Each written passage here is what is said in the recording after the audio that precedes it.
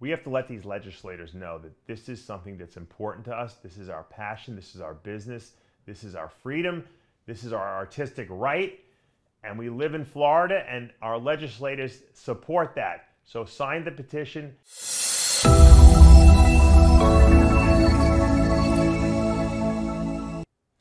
What's up, snake fans? Dave Palumbo here, and I want to discuss a topic with you that's dear to my heart and to all of you guys out there who are reptile enthusiasts. As you know, here in Florida, or maybe you don't know, they're trying to enact new laws, Florida Fish and Wildlife, to basically create a whitelist, which would be a list of animals that you can have, and anything that's not on that list would essentially be things you can't have.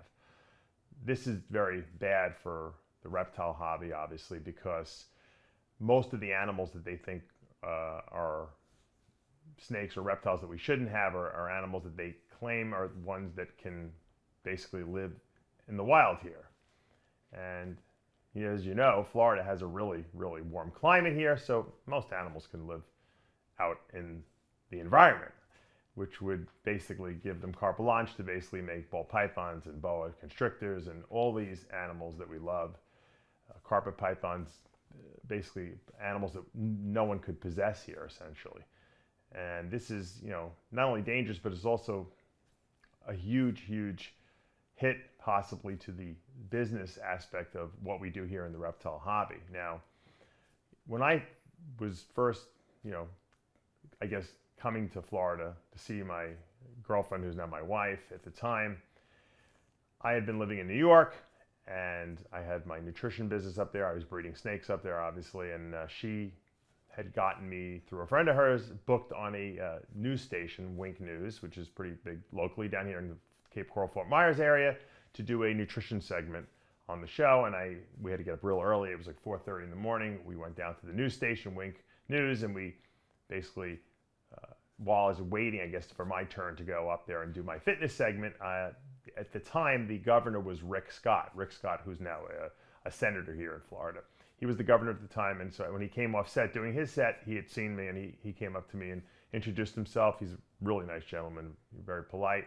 He was asking me, what I did for a living, and I told him, I said I owned two businesses. I owned a nutrition business, and I owned a snake breeding business up in New York. He's like, oh, Florida, we love our businesses here. We have no state income tax. He goes, we really, really, like our business people. We support them. You should consider moving down here, which my wife loved, because she was from here at the point in time, and I was actually, obviously operating up in New York, and she eventually moved up there when we got married, and then I moved back. But then we moved down here after that. And one of the reasons why we moved down to Florida was because I felt that Rick was right, that the Florida really supported its businesses. There was way more opportunities down here to make more money, to feel supported. New York, everywhere you turn, they're like trying to take money out of your pocket, and it wasn't a very friendly environment. So that was a huge impact on me. Rick Scott, the governor, coming up to me in a news station and shaking my hand and telling me, hey, come down to Florida. I mean, that's impressive, and I always felt that he was a good governor, and he's a good senator. And in the same light, Governor DeSantis, who is now the governor down here of Florida, I think he's in that same realm as Rick Scott. These two individuals want to protect business here in Florida, for the rights of the people. They know that by supporting the people and giving the people what they want, and supporting business and economics in this area, and helping to grow the state, which DeSantis has done tremendously, despite all the COVID restrictions around the country. He just really, really did his own thing, and I really respect that, tremendously. And this is a guy who, bucked the system essentially and said, you know what, this is my state, this is how I'm going to run it. And that's why all these people are moving to Florida now. That's why everyone wants to come here, because of his policies. So when I see two men who are legislators in the state, Rick Scott, Ron DeSantis, here in Florida, and then I see what's going on with Florida Fish and Wildlife, it bothers me. And I think it's important to say this is not a war or a battle. I don't support war, okay? I support peace. I support figuring out ways to coexist. Is there a invasive reptile issue here in Florida? Of course there is. We know the Burmese pythons are invasive here. And we know there's probably populations of other reptiles. I see, iguanas in my backyard, but it doesn't mean that by restricting, people from having iguana pets or pet iguanas, that's going to solve the problem. It's not. If an individual goes out on a boat and tosses garbage and toxic waste over his boat into the ocean, okay, you don't make laws saying that no one can go boating anymore because that's not. You put in place regulations, okay, that monitor this. Coast Guard, people who will make sure that people are not littering. You create fines and imprisonment terms for people who do that. My children like to go and play on the playground, right? It's dangerous. People fall off monkey bars all the time and get concussions. Some kids die, okay, from brain damage. Doesn't mean you ban kids from going on the playground. It means that you have to have supervision and rules in place and safety precautions so that when they're on the playground, it minimizes risk, right? Same thing with reptiles and animals here in Florida. Everyone has animals. Everyone loves to have their pets. And some of us, myself included, also have made our passion for animals into a business, okay? Just because we have an invasive reptile, okay, an invasive animal, that's birds, fish. I see Oscar fish in my canal, okay? Those are, South American cichlids, that usually have in a fish tank. Just because we have an invasive animal situation here doesn't mean you ban having animals. I mean, because theoretically, dogs can live outside and they can breed and become invasive as well, but you're going to take away our dogs next? No. You do what they've been doing for the past, I don't know how many years. You put regulations in place. Everyone who wants to have reptiles or breed animals here needs a Class 3 license, which I have. If you want to have species of concern, which could be a species that could possibly be invasive, they had a permit process where you had a Class 3 conditional species permit that you had to apply for every single year. They would come inspect your facility, which they did for me. You had to put pit tags in these animals, which is like microchips. You can buy them on Amazon. You put them right under the skin of the animal, and this way they can be scanned if they ever escape or whatever.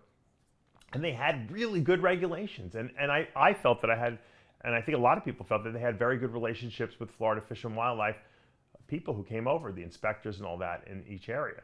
They had a great system of ensuring that people did responsible things with their animals and were responsible keepers. And that's the way it goes. If you ban keeping all pets and animals, do you really think that people are going to stop keeping these animals? Of course not. You're going to create a black market, an underground black market where people will do whatever they want. There'll be no regulations. And the people who will run this underground market will be people who have no scruples, who have no regulation, and are being monitored by no one because they're doing it illegally. And you could catch these people every once in a while and put them in jail, but you're not going to stop it.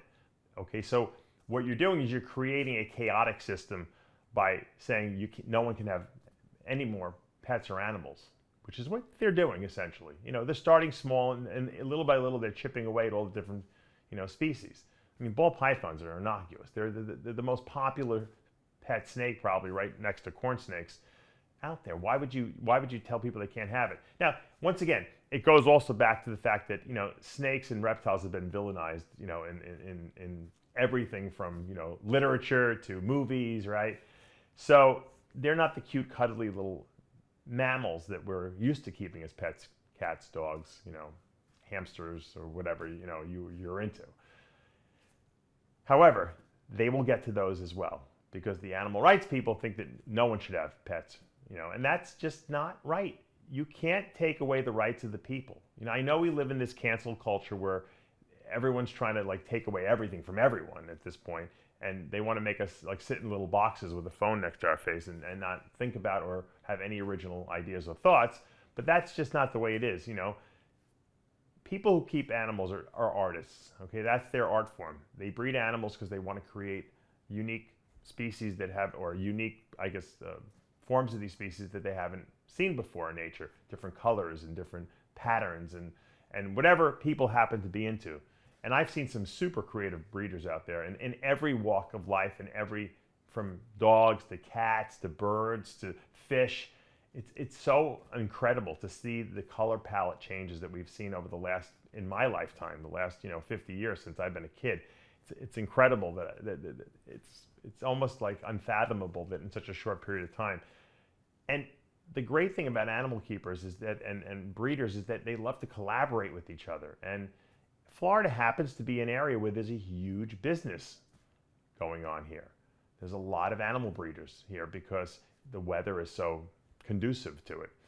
And I don't think Governor DeSantis wants to see a huge, huge industry that's bringing huge amounts of money into Florida be destroyed, all because people think that by banning animals, it's going to stop the invasive, Burmese pythons in the Everglades.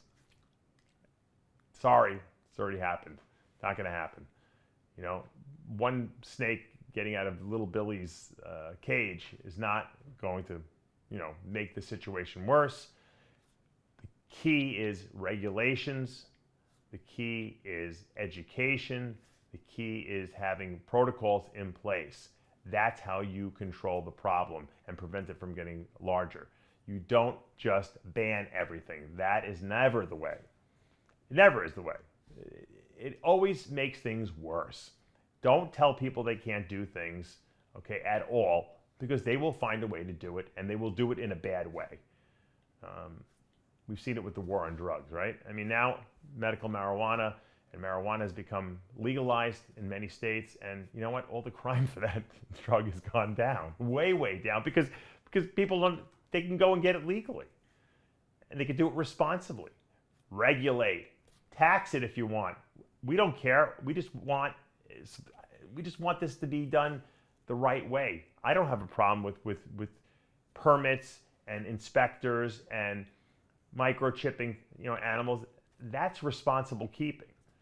Telling people they can't have anything is not acceptable by the masses. And I know that Rick Scott and I know that DeSantis are going to agree with me, because there's no way they want to shut down a billion-dollar industry here in Florida and destroy the economics of the whole situation, as well as people's rights, because that's what DeSantis is for, the rights of the people. He says it all the time.